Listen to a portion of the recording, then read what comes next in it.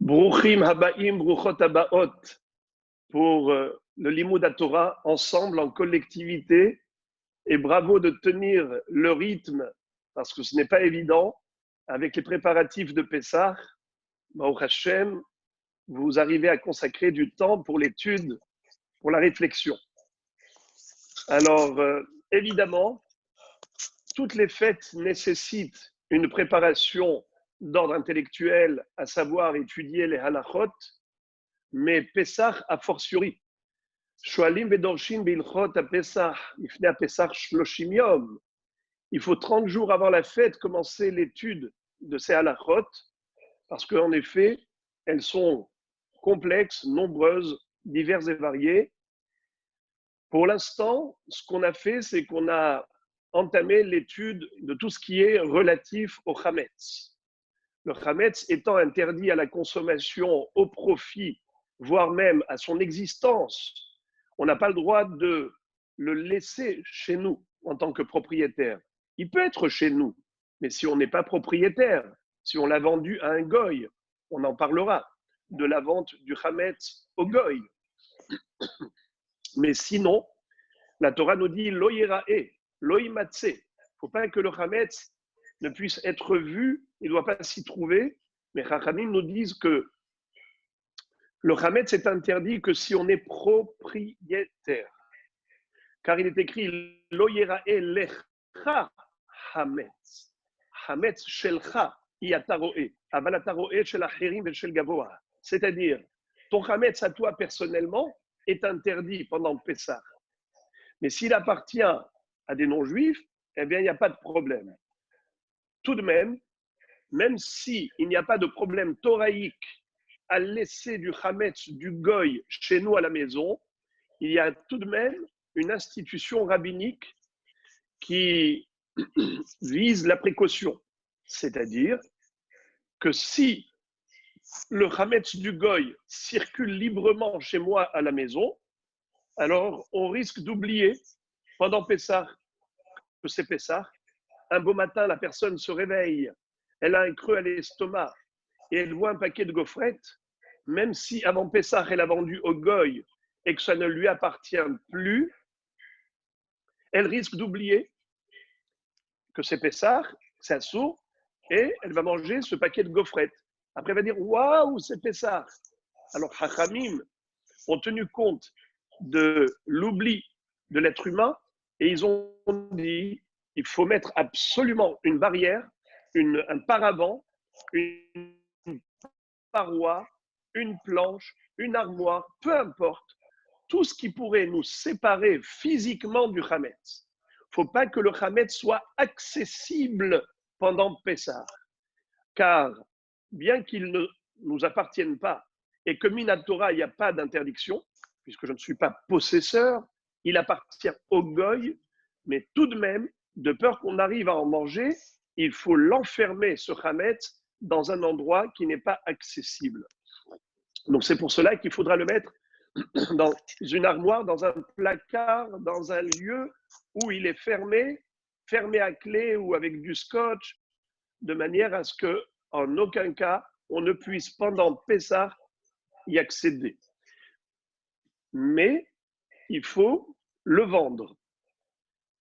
En l'occurrence, cette année, par rapport au confinement, comme par rapport à cette épidémie terrible, que Dieu nous en préserve et qu'il guérisse tous les malades, eh bien, par mesure de précaution, on doit rester confiné chez soi.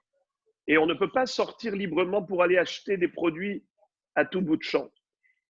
Il faut réduire les sorties. Donc, si des gens ont du chametz chez eux, cette année, on ne va pas chercher à s'en débarrasser totalement. On va se servir de la vente du chametz au goy.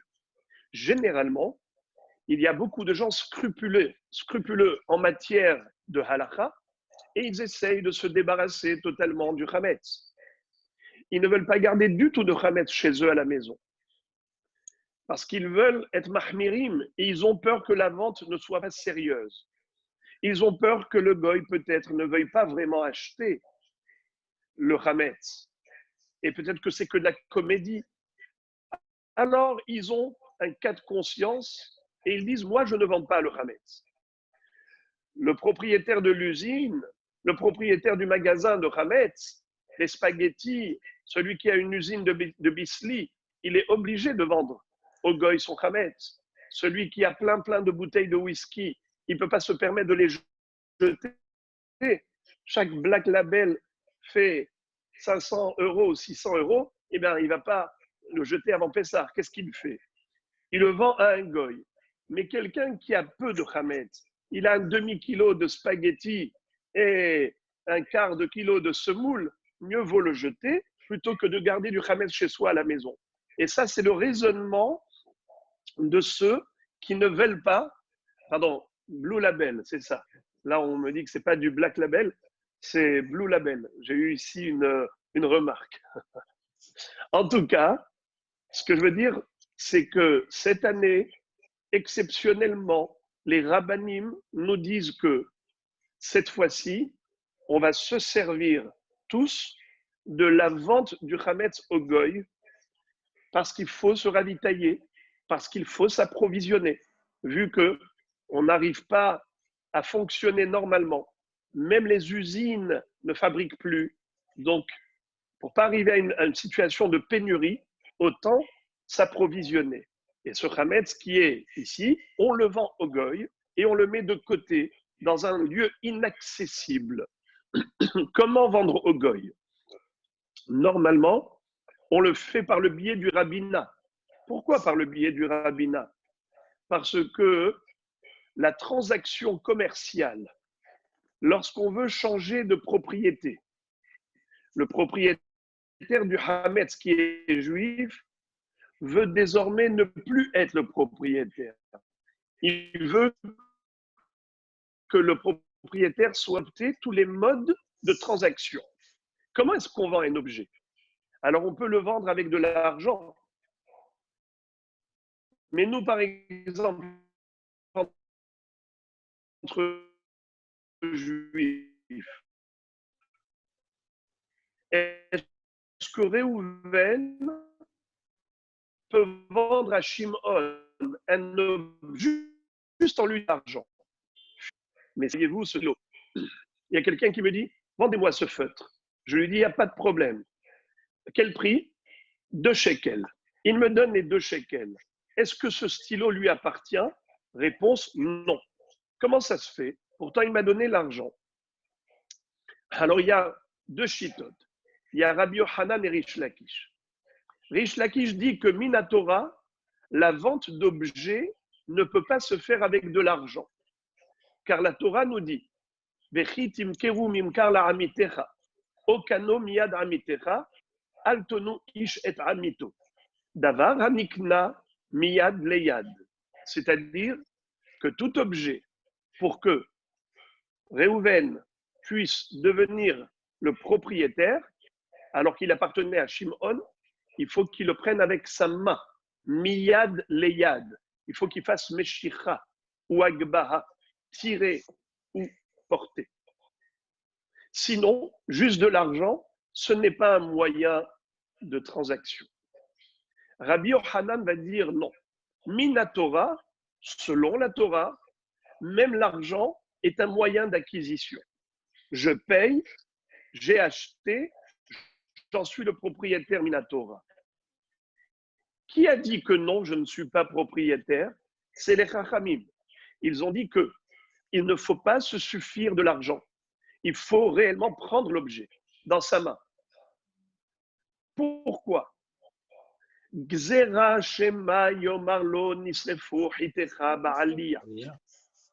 Nos maîtres ont voulu protéger l'acheteur. Car imaginez-vous, je reprends l'exemple de Réhouven et Shimon. Réhouven achète un objet de Shimon. Il a donné, par exemple, 10 000 shekels à Shimon pour lui acheter sa salle à manger. Très bien. Il vient chercher, lui dit, où se trouve, s'il te plaît, ma salle à manger que j'ai achetée? La table et les 6 chaises. Il lui dit, oh là là, tu ne sais pas ce qui s'est passé. il y a eu un incendie dans mon jardin. Là-bas, ta salle à manger était entreposée, elle est partie en fumée. Et le pauvre monsieur Shimon, qui a déjà payé, il va pleurer toutes les larmes de son corps. Il va lui dire, mais je t'ai payé. Il lui dit, oui, c'est vrai, c'était à toi et ça a brûlé. Que puis-je faire? Oui, mais c'est trop facile parce que le vendeur, a déjà touché l'argent. Alors, il s'en fiche que l'objet appartenant à l'autre soit brûlé. Comme on dit, malheureusement, au nom des égoïstes, après moi, le déluge. Après moi, le feu. Il s'en fiche. Alors, Hachamim m'ont dit non. Monsieur vendeur, tu es responsable tant que l'acheteur n'a pas pris l'objet lui-même en main propre. Voilà pourquoi les Chachamim m'ont dit la transaction commerciale d'un objet, pour qu'il y ait transfert de propriété, il faut que le moyen d'acquisition ne se limite pas à l'argent donné, mais surtout à la prise de l'objet physiquement. Maintenant, on va comprendre que ça, c'est en effet par rapport d'un juif à l'autre. Mais maintenant, quand on va vendre au goy, on va lui demander de l'argent.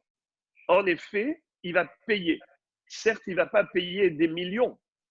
Et normalement, il devrait payer des millions parce qu'on va lui vendre tout le chametz qui se trouve dans le Supersal, tout le chametz qui se trouve à Ikea, tout le chametz qui se trouve, je ne sais quoi, partout, dans tous les magasins, toutes les usines. Le rabbinat va lui vendre au goy pour des millions de shkalim. Mais le goy, combien il a payé? Peut-être 10 shekels. C'est un acompte. Un jour, quand il viendra pour prendre tout son chametz, il payera le reste. En tout cas, pour l'instant, il a déjà payé. Il a versé des armes, un acompte. En plus, il y a d'autres moyens de transactions commerciales et on va essayer de les appliquer tous. Ça veut dire que on va essayer de vendre le chametz au goy par tous les moyens possibles et imaginables. Alors, je vais en évoquer encore d'autres moyens d'acquisition. Il y a ce qu'on appelle halipin, échange. C'est quoi échange? C'est du troc. Moi, je te donne mon âne, toi, tu me donnes ton bœuf. Eh bien, dès que moi, j'ai pris ton âne, automatiquement, le bœuf qui m'appartenait est à toi. C'est du troc. Eh bien, la même chose. On va demander au goy, donne-moi ton stylo. Et en échange du stylo qu'il va nous donner, nous, on va lui donner tout le chametz de Natania. D'accord? Donc, c'est ce qu'on appelle halipin. Ou un autre terme de ce même moyen d'acquisition, ça s'appelle kinyan soudar. Soudar, en hébreu, c'est un vêtement. Eh bien, vous avez remarqué, toujours sous la choupa, qu'est-ce que fait le rabbin? Il donne un tissu, un foulard au khatan et lui dit soulève. Et quand tu soulèves et tu vas acquérir ce tissu, en contrepartie, tu t'engages envers ta kala de respecter toutes les clauses de la ketouba. C'est ce qu'on appelle un échange. Le khatan a acheté l'objet et en contrepartie, il donne son engagement. Pareil, le goy. Le goy va donner, par exemple, soit un foulard, soit un tissu, soit un stylo, un téléphone, peu importe. N'importe quel objet est valable pour le moyen d'acquisition que l'on appelle halipin. Dès que le goy donne au rabbin un objet quelconque, en contrepartie, le rabbin qui a été délégué et mandaté par l'ensemble de la communauté, ils lui ont donné tous le plein pouvoir de vendre leur chametz, eh bien, c'est ce qui va se passer. Ils vont vendre le chametz. Maintenant, on va également essayer de faire ce qu'on appelle kinyan agav. C'est quoi kinyan agav? Lorsqu'on vend un bien immobilier,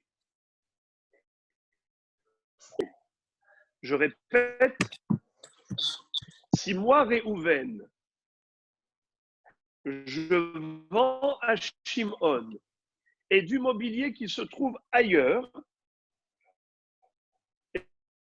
eh bien, il est à l'immobilier et automatiquement, quand on lui dit je veux te vendre avec l'immobilier, le mobilier, eh bien, le mobilier est vendu avec l'immobilier en même temps. Ça s'appelle agave, en même temps. Alors, en effet, on va donner au goy, par exemple, la location d'un bien immobilier qu'on lui donne et en même temps, quand il va prendre possession de cette location-là du bien immobilier, en même temps, il reçoit tout le chametz de Natania. Encore un autre moyen d'acquisition, c'est le shtar. Qu'est-ce que c'est que le shtar? C'est un acte de vente. Généralement, lorsqu'on veut vendre un bien immobilier, on peut le vendre aussi bishtar. Qu'est-ce que c'est? J'écris, moi, Réhouven, propriétaire de ce bien immobilier, je le donne ou je le vends à Shimon. Et je donne ce papier à Shimon. Dès que Shimon a reçu le shtar, l'acte de concession, désormais, il devient propriétaire de ce que je lui ai vendu par le biais du shtar. Voyez-vous, on essaye pour parfaire la vente, pour qu'elle soit parfaite. Qu'est-ce qu'on fait? On va céder au goy le chametz par le biais de tous les moyens de transaction commerciale. Très bien. Alors maintenant, pour cette année, généralement, vous verrez dans toutes les synagogues des papiers, des documents.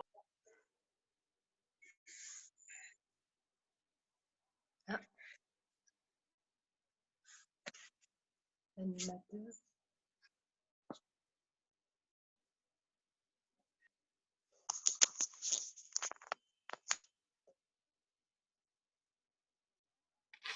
Confiné chez soi. Vous m'entendez? Maintenant, oui. Est-ce qu'il y a eu des parties? Combien de secondes? Dites-moi à partir d'où vous n'avez plus entendu. Hein? Quelles secondes avant?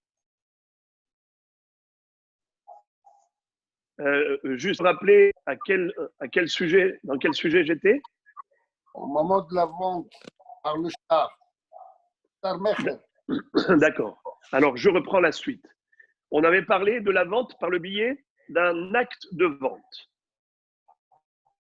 Donc, comme j'ai expliqué, que le rabbin va tenter de vendre tout le chametz avec tous les moyens d'acquisition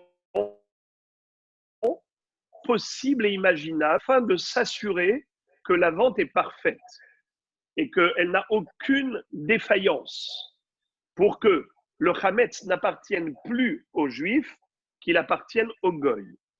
Mais cette année, différemment de tous les ans, où généralement on écrit sur un papier qu'on donne le pouvoir au rabbin en lui disant, voilà, le chametz qui se trouve dans ma maison, dans tel endroit, dans tel lieu, qui se trouve à l'adresse Rehov Avram Shapira, numéro un tel étage, d'accord? Chacun va écrire son adresse sur un papier et généralement, on apportait ce papier. Moi, j'apportais tous les pleins pouvoirs, je les donnais au grand rabbin de Natania pour vendre au goy.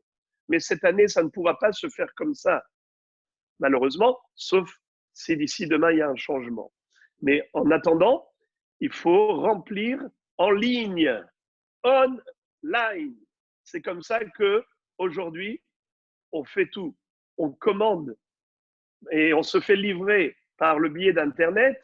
Eh bien, on va vendre le Hametz par le biais d'Internet. On va dire au rabbin de Natania,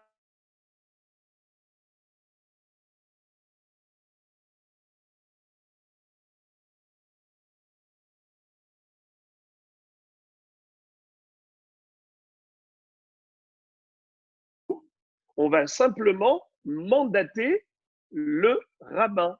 C'est ça ce que l'on va faire. Et le rabbin va vendre à notre place. Il est délégué par nous pour vendre le Hametz.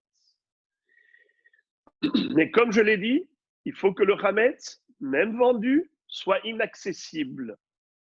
Car c'est vrai que Minatora, il n'y a aucun problème, puisqu'il ne nous appartient plus. Donc Minatora, on n'est plus propriétaire. C'est vrai. Mais comme il y a un risque qu'on vienne à en manger pendant Pessah par oubli, eh bien, il faut qu'il soit inaccessible. Donc, il faut l'enfermer dans un endroit que nous allons oublier pendant Pessah. Très bien. D'ailleurs, c'est la même chose pour la vaisselle de Pessah, la vaisselle de Hametz. La vaisselle Hametz, qu'est-ce qu'on en fait? On n'a pas le droit de l'utiliser pendant Pessah si on ne l'a pas cachérisé. Que fait-on? Ça doit être enfermé dans des placards, enfermé dans des éléments. Et on met du scotch. De préférence, on écrit Hametz, afin qu'on ne fasse pas d'erreur et que par oubli, on prenne des kelim Hametz et qu'on s'en serve pendant Pessah. Donc, il faut mettre du scotch ou fermer à clé dans la mesure du possible et on écrit Hametz. Attention, il ne faut pas vendre les kelim, il ne faut pas vendre les ustensiles de cuisine en disant il y a peut-être du Hametz dans les parois ou des miettes. Il ne faut pas vendre. Parce que si vous vendez les ustensiles eux-mêmes au goy, lorsqu'après Pessah, le rabbin va racheter ces kelim du goy, lorsqu'il va racheter également le Hametz du goy, eh bien, vous serez obligé de ramener toute votre vaisselle, toute la vaisselle que vous avez vendue au goy, il faut la ramener au mikvé et la tremper, comme lorsque vous achetez des kelim d'un non-juif. C'est quoi la halacha? C'est qu'il faut tremper au mikvé. Alors vous allez maintenant vous amuser après Pessah, et en plus avec le confinement, c'est pas rigolo. Donc, on fait très attention de stipuler qu'on vend le Hametz, mais pas les ustensiles. Maintenant, il est bon de savoir que les ustensiles, même s'ils ont absorbé du Hametz, mais il n'y a pas de problème de baliera et balimatse. L'interdiction, c'est juste de cuisiner avec. Et si vous allez me dire qu'il y a peut-être des miettes de Hametz à l'intérieur, peut-être, par exemple, des moules à pâtisserie, des petites barquettes qu'on utilise pour fabriquer des gâteaux. Vous allez me dire, oui, mais peut-être qu'au fond, il y a des miettes de Hametz. Alors, il faut le savoir que les miettes perdues n'ont pas d'importance, car elles sont nulles et non avenues. La personne ne pense pas à rester propriétaire de ces miettes. Comme dit la Gemara, pirurim betile. Qu'est-ce que ça veut dire? Les miettes sont battelles. Et de toutes les façons, on fait bitoul. Qu'est-ce que ça veut dire bitoul? L'annulation du Hametz. Le soir, après l'abdikat Hametz, le matin, après le bi'ur Hametz, on récite la formule en araméen, et on doit la répéter en français pour ceux qui ne comprennent pas l'araméen, afin de bien réaliser qu'on annule et on abandonne son Hametz. Puisque le Hametz est abandonné, annulé, on n'en est plus propriétaire, il n'y a pas de problème. Seulement, en général, Hachamim nous disent, il ne suffit pas d'abandonner le Hametz, il faut l'éliminer, d'accord? Mais pour des miettes de Hametz qui, de toutes les façons, ne seront pas accessibles, alors il n'y a pas de problème. Tu n'as pas besoin d'aller chercher des miettes sous l'armoire lorsque ces miettes sont inaccessibles, car les miettes sont considérées comme nulles. Voilà en ce qui concerne déjà un aspect qui est la vente du Hametz au Goy. Et comme je l'ai dit, pour cette année, les rabbanim disent que même ceux qui généralement essayaient d'éliminer toute trace de Hametz avant Pessah, mais cette année, il faut s'approvisionner, même avant Pessah, de peur qu'il y ait une pénurie. Donc, si vous achetez du Hametz avant, vous le mettez dans un endroit inaccessible, comme on a dit, soit derrière un paravent, soit dans une armoire fermée, et ainsi de suite, et vous le vendez par le biais du grand rabbin au Goy online. Maintenant, passons à une autre question. Qu'en est-il des produits cosmétiques? Pour les femmes, les shampoings, les savons pour les hommes, enfin pour tout le monde. Qu'en est-il du dentifrice? Et ainsi de suite. Et des médicaments qui pourraient contenir du Hametz. Mechila, une petite seconde.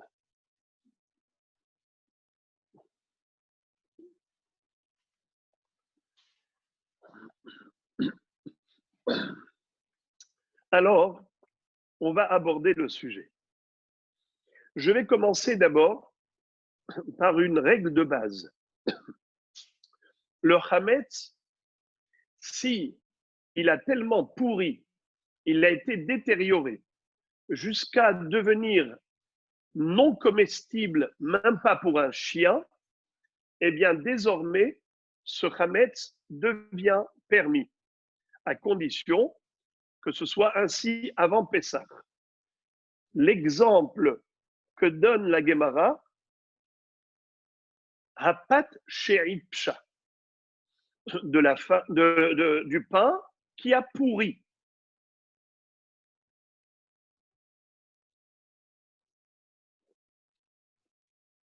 De la pâte qui a pourri. Si elle est encore comestible pour un chien, c'est assourd pas seulement de manger, c'est assourd même d'en avoir chez soi, d'en posséder.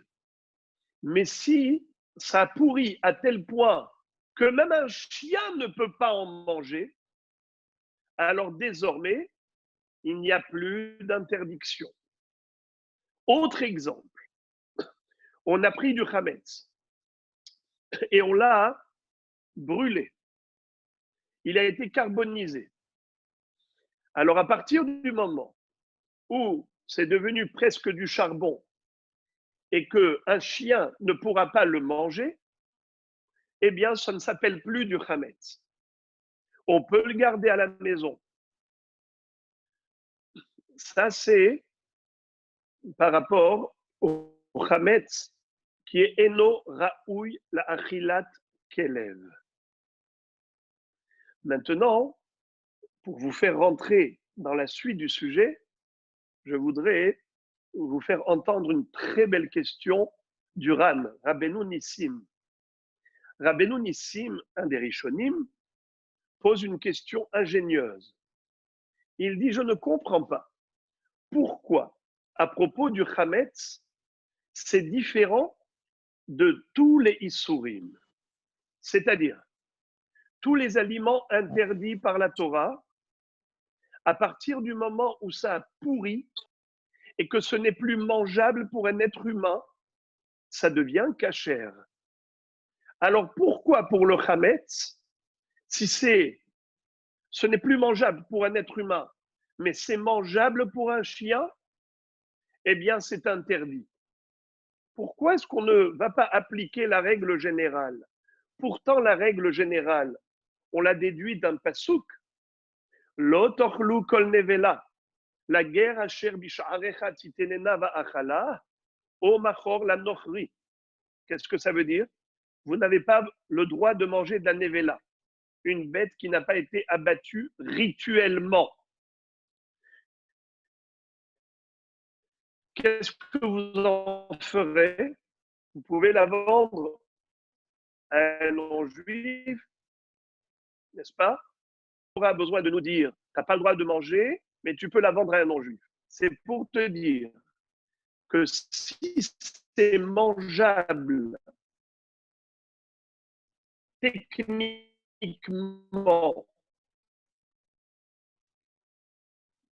pour un non-juif, pour un non-juif, alors il n'y a plus d'interdiction pour le juif. C'est le baromètre.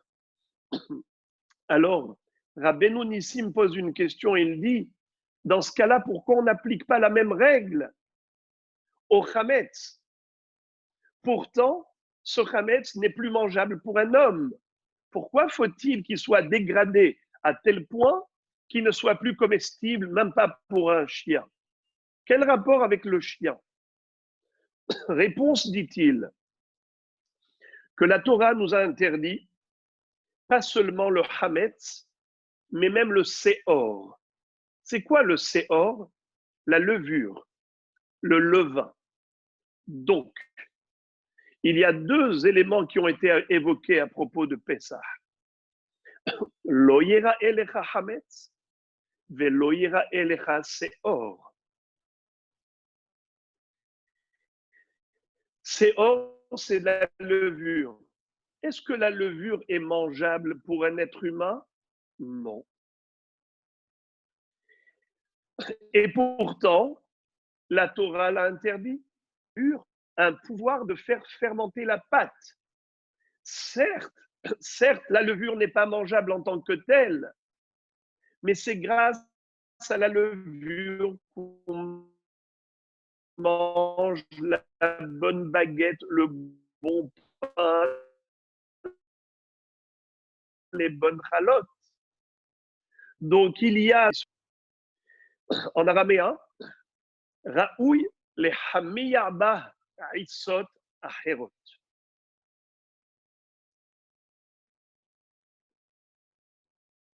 Voilà pourquoi, différemment de tous les interdits alimentaires, en général, tout aliment interdit, dès qu'il s'est gâté, dès qu'il s'est dégradé et qu'il n'est plus mangeable pour un homme, il devient cachère.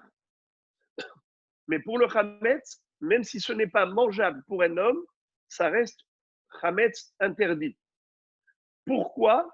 Parce que même s'il n'est pas mangeable, mais il est apte à être utilisé en tant que levure pour faire fermenter une autre pâte. Quand est-ce qu'il ne sera plus apte à faire fermenter une autre pâte? Que lorsqu'il sera tellement pourri, tellement dégradé, détérioré, jusqu'à ce que même un chien ne soit pas capable d'en manger. Voilà la règle de base sur laquelle on va commencer à réfléchir. Maintenant, prenons du shampoing. Admettons que dans le shampoing, il y ait de l'alcool à base de chametz. Donc de l'alcool à base de chametz, c'est du chametz. Mais ce savon-là, quand on y a mélangé toutes sortes de produits, est-ce que maintenant, si tu prenais ce savon, tu le donnais à un chien, est-ce que le chien en mangerait? Peut-être oui, peut-être non. On n'a jamais fait l'essai. Peut-être que ce shampoing est tellement bon que même Bulldog, peut-être qu'il en lècherait. Est-ce que ce serait une raison pour interdire? Est-ce que ce serait une raison pour interdire le shampoing? Alors, je vais vous dire maintenant le grand chidouche. Écoutez ça. Quand est-ce que l'on dit que le chametz ne devient autorisé que s'il a été tellement détérioré jusqu'à ne plus être mangeable pour un chien? C'est uniquement lorsque le chametz il est ba'aïn. Lorsqu'on parle du vrai chametz tel quel, à l'état un mélange du chametz avec d'autres ingrédients, mais qui font que désormais ce n'est plus mangeable pour un être humain. Figurez-vous, ça devient Minatora, ce n'est plus du chametz. Comment ça se fait? Écoutez le bochidouche. C'est qu'avec ce shampoing-là, même s'il y a dedans de l'alcool chametz, tu ne peux pas faire fermenter une pâte. La raison pour laquelle la levure est interdite, même si elle n'est pas mangeable pour un humain, c'est parce que la levure peut transformer une autre pâte en chametz. Pâte, tu as tué ton pain. Donc, il n'y a pas la qualité de ce qu'on appelle Raoui le Hameyaba Isot Acherot. Alors maintenant, on revient à la règle classique. Est-ce que c'est mangeable pour un être humain? Non. Est-ce que tu peux faire fermenter une pâte avec ce shampoing? Non. Alors pourquoi tu veux interdire? Je vous lis le Shulchan Aruch pour pas que ça vous paraisse comme quelque chose d'incroyable. C'est dans le Siman Taf Mem Bet Saïf Dalet. Je vous lis le Mishnah Berurah. Davar Shenit Aref Bo Hametz, un aliment dans lequel le Hametz s'est mélangé. Pas un aliment. Davar, une chose qui est immangeable. Davar Shenit Aref Bo Hametz, Ve Eno Ma'achal Adam Klal, O She Eno Ma'achal Kol Adam. Quelque chose qui, le chametz qui s'est mélangé à quelque chose qui l'a rendu immangeable pour les hommes. Ou bien même s'il peut y avoir des fous furieux qui avalent même des choses immangeables. Kegon atariaka bekayotsebo, afalpi shemutar le kaimo ba pesach, asur le ochlo adahara pesach. Qu'est-ce que ça veut dire? Alors, on a le droit de laisser chez soi ce mélange. On n'est pas obligé de le faire sortir de la maison, mais il ne faut pas le manger. Pourquoi est-ce qu'il ne faut pas le manger? C'est contradictoire, parce que tu me dis, d'une part, tu peux le garder à la maison, ce n'est plus du chametz, et d'autre part, nous dit le Shulchan Aruch, n'en mange pas. Pourquoi? Parce que c'est assourd, il y a du chametz dedans. Alors, je ne comprends pas. Il y a du chametz mélangé à quelque chose qui rend le chametz immangeable pour l'homme. Mais c'est tout de même mangeable pour le chien. Tu me dis, tu as le droit de garder ce chametz à la maison, mais tu n'as pas le droit d'en manger. Excuse me, il faut être cohérent. Soit c'est du chametz, donc interdit de le laisser à la maison, soit ce n'est pas du chametz, alors permis d'en manger. Je ne comprends pas ça. C'est ou permis ou interdit. Ou tout est permis ou tout est interdit. Bonne question. La réponse, Minatora, ce n'est plus du chametz et on aurait même le droit d'en manger. Mais pourquoi alors on n'en mange pas? Pourtant c'est immangeable. Pourquoi on n'a pas le droit de faire le fou et de manger ce produit de chametz qui est devenu immangeable parce qu'il s'est mélangé à d'autres produits qui le rendent non comestible?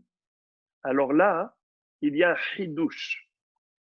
Un chidouche de l'un des Rishonim qui s'appelle le Roche, qui a dit que archevé, en araméen, ça veut dire quoi archevé? C'est que l'homme a considéré que cet aliment, même si pour les gens normaux, c'est immangeable, mais pour lui, c'est mangeable. Ça veut dire, le bonhomme, qu'est-ce qu'il a fait? Il a mangé de l'immangeable. Est-ce qu'il a commis une infraction, oui ou non? Selon la Torah, il n'a commis aucune infraction. Car la Torah a interdit de manger ce qui est mangeable. Tu as mangé de l'immangeable, Minatora, il n'y a pas d'interdiction. Mais Midera banane, oui, c'est assourd. Car tu as montré que pour toi, c'est comestible. Toi, tu as donné une importance à cet élément, tu l'as considéré aliment. La preuve, c'est que tu l'as mangé. L'exemple type que donne la halakha, c'est par exemple Dio, de l'encre. À l'époque, ils fabriquaient de l'encre, ils mettaient dedans de l'amidon, ils mettaient du chametz dedans. Mais avec tous les produits de l'encre, c'est devenu immangeable. Eh bien, on nous dit que cette encre-là, si quelqu'un en a mangé, Minatora, il n'a commis aucune infraction. Mais Midera Banane, c'est assourd d'en manger de peur que. Pas de peur. C'est assourd d'en manger parce que, en faisant cette action d'en manger, il a montré, ce fou-là, ce fou furieux, il a montré que lui considère cela comme un aliment. Lui, il le considère comme un chametz valable. Alors, je reprends tout ce qu'on a dit. Du chametz ba'im, du chametz tel quel, quand est-ce qu'il est considéré interdit? Tant qu'il est comestible pour un chien. S'il a tellement pourri jusqu'à ne plus être apte au chien, même si le chametz, c'était du pain, eh bien, désormais, ce chametz-là devient permis, car il n'est même plus mangeable, même pas pour un chien. Première halakha qu'on a entendue. Deuxième halakha, c'est que si le chametz s'est mélangé à des produits qui le rendent non comestible, dans ce cas, eh bien, il n'est pas interdit selon la Torah. Il n'est pas interdit selon la Torah. C'est plus du chametz, car il n'est pas mangeable, d'une part, et d'autre part, tu ne peux pas faire fermenter une autre pâte avec. Il ne peut pas servir de levure. Comme j'ai dit, du shampoing ou de l'encre, même s'il y a dedans du chametz, ça ne peut pas servir de levure. Donc, il n'y a pas de issour toraïque. Deuxième introduction. Troisième introduction, c'est que tout de même, il est interdit, midera banane, de faire l'action de manger ce produit qui est immangeable pour tous. Étant donné que lui, ce fou-là, il a fait l'action de manger ce produit, il a donné l'impression que pour lui, c'est comestible. Alors certes, Minatora, il n'a commis aucune infraction, puisque ce n'est pas un aliment, mais Midera Banane, c'est assourd, car il a montré qu'il considère cela comme étant du hametz valide, du hametz comestible. Maintenant, avec ces trois introductions, on va maintenant analyser tous les produits cosmétiques, tous les médicaments, les produits détergents, les savons et ainsi de suite. Écoutez bien.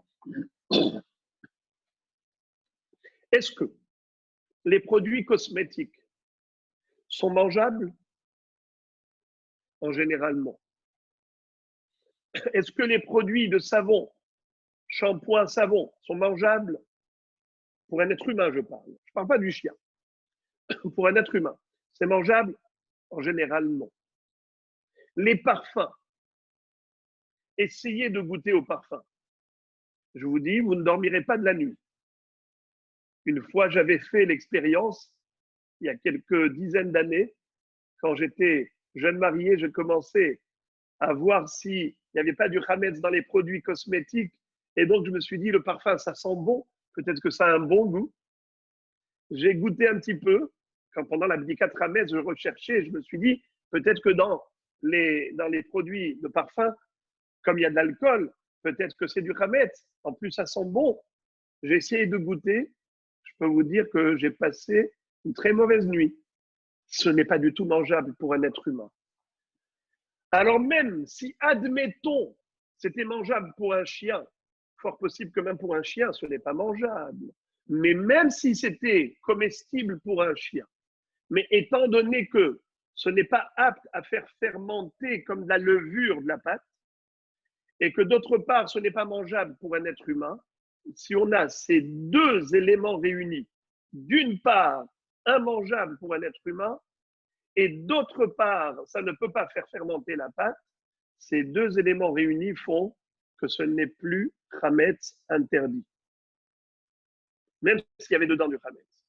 Donc c'est pareil pour tous les médicaments, tous les cachets où il pourrait y avoir du chametz, même s'il y a dedans du Hametz. Mais maintenant, c'est comme le Akamol, comme le Doliprane, où il n'y a pas, où ce n'est pas mangeable. Étant donné que ce n'est pas mangeable pour un être humain, il n'y a pas de problème. Vous allez me dire, oui, mais comment il peut prendre un médicament pareil? Mais s'il a fait rentrer dans la bouche, c'est comme l'histoire de tout à l'heure, où on avait dit quelqu'un qui prendrait, par exemple, du shampoing ou il avale le shampoing ou de l'encre où il y a dedans du chametz.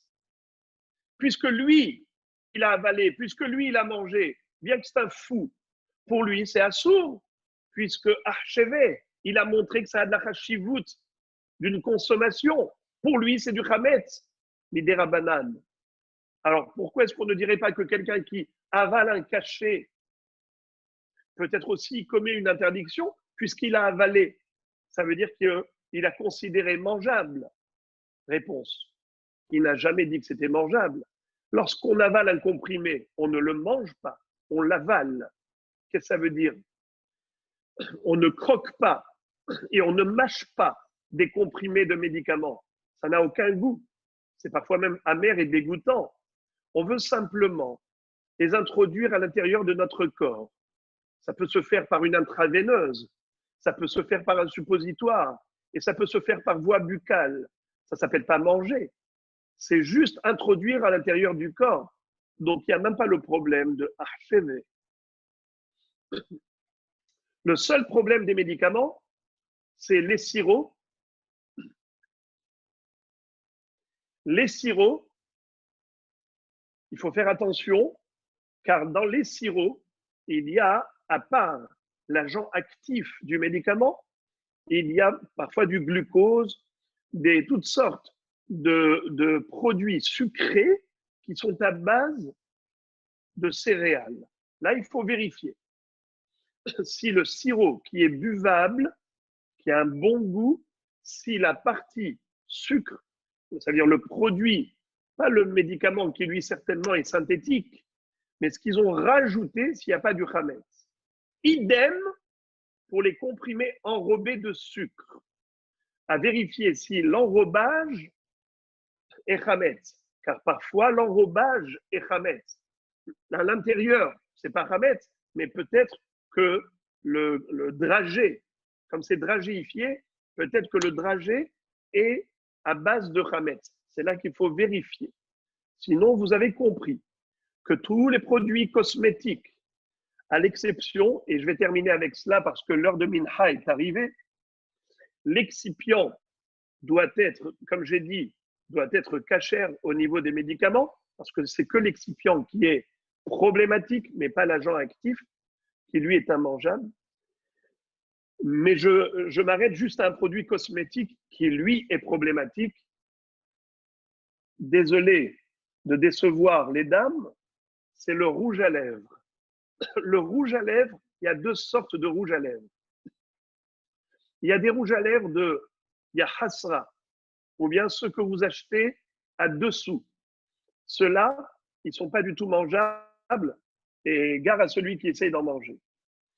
Mais il y a des rouges à lèvres qui sont très subtils, très fins, qui sont faits à base de beurre de cacao, et que les fabricants, pour que ce ne soit pas toxique, ils font des rouges à lèvres qui sont mangeables.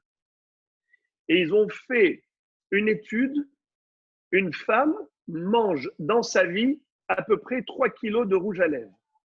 Car quand elle met ça au bout de ses lèvres, elle avale sans se rendre compte. Alors si c'était immangeable, alors on aurait dit, bon, c'est immangeable. Mais du beurre de cacao, le beurre de cacao, personne ne mange du beurre de cacao, n'est-ce pas? Mais vous allez me dire que c'est immangeable? Non, c'est mangeable, mais pas en tant que tel. Il faut mettre un peu de sucre, il faut mettre un peu de miel, je sais pas. Le beurre de cacao, on le mélange dans certains produits alimentaires. On ne peut pas dire que c'est immangeable. Donc, c'est juste pour vous donner un exemple, car le beurre de cacao n'est pas chametz. Mais je veux dire que d'autres produits qu'on peut mettre à l'intérieur en plus sont à vérifier. S'il y a du chametz dans ce rouge à lèvres, c'est à vérifier parce que peut-être qu'ils ont mis du chametz alimentaire. ils ont mis, comme il existe par exemple des colorants alimentaires. Il faut vérifier au niveau des rouges à lèvres que ce soit cachère ou bien qu'il soit immangeable totalement. Dans ce cas-là, il n'y a pas de problème. Voilà, Moraï Verabotaï, ce sera tout pour aujourd'hui. Et Kol HaKavod, une fois de plus, pour votre assiduité, votre présence, votre régularité. Et Be'ezrat Hashem, on continue comme ça à se préparer pour la belle fête lumineuse de Pessah.